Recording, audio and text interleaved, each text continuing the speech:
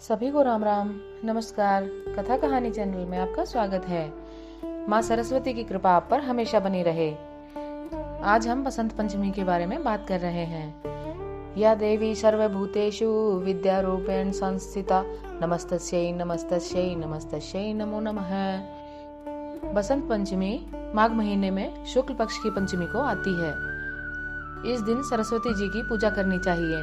रोली मोली धूप दीप, पीले फूल फल दक्षिणा चढ़ाएं, पीले कपड़े पहने, भगवान को पीले वस्त्र पहनाएं, रसोई में केसरिया मीठे चावल बनाएं, भोग लगाकर सब परिवार प्रसाद खाएं। सरस्वती माँ विद्या की देवी हैं, सभी मिलकर पूजा करें और माँ का आशीर्वाद पाएं। बसंत पंचमी को ज्ञान पंचमी भी कहा जाता है। इस शुभ दिन पर देवी सरस्वती की पूजा की जाती है, जो ज्ञान की देवी है, संगीत की देवी है। बसंत पंचमी को शुभ दिन माना जाता है। गृह प्रवेश, शादी विवाह या कोई नया काम शुरू करना हो, ये शुभ मुहूर्त माना जाता है। इस दिन से बसंत ऋतु की शुरुआत होती है। बसंत पंचमी क्यों मनाई जाती है? ब्रह्मा जी जब सृष्टि की रचना करने लगे, तब उन्होंने चारों तरफ देखा।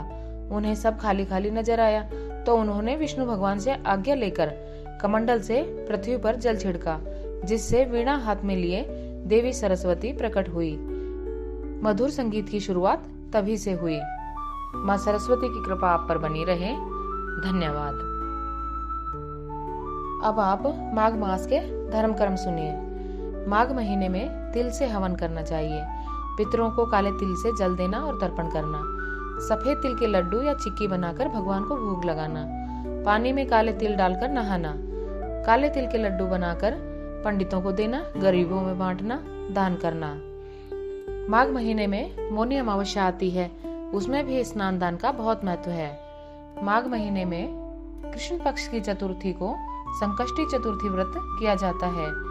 दिन में कथा कहानी सुनकर सूर्य को अर्घ्य देना चाहिए। रात में चांद को अर्घ्य देकर और भोग लगाकर व्रत पूर्ण करना चाहिए। चांद को गुड़ तिल के लड्डू का भोग लगाना चाहिए।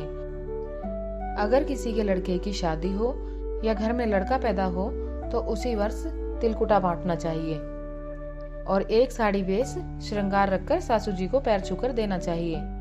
माघ महीना नहाने वाले सुबह सूर्योदय से पहले स्नान करते हैं, पूजा पाठ करते हैं, एक समय भोजन करते हैं। हिंदी महीनों में माघ महीना बड़ा माना जाता है। माघ महात्म्य सुनना चाहिए। माघ मास में कल्पवास का महत्व है।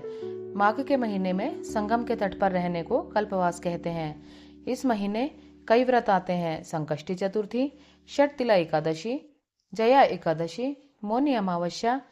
इस माह में विष्णु जी की कृपा पाने के लिए विष्णु भगवान की पूजा अर्चना करनी चाहिए। इस माह में सूर्य सप्तमी भी आती है।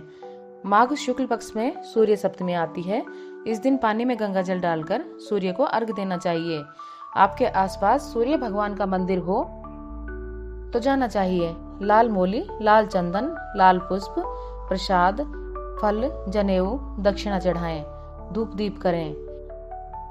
सूर्य को अर्घ्य देकर वहीं खड़े खड़े 7 प्रदक्षिणा करनी चाहिए। ये हमने सुने माघ मास के धर्म कर्म। बहुत अच्छे से बसंत पंचमी मनाइए और भगवान की पूजा अर्चना कीजिए। आप सभी को कथा कहानी सुनने के लिए धन्यवाद।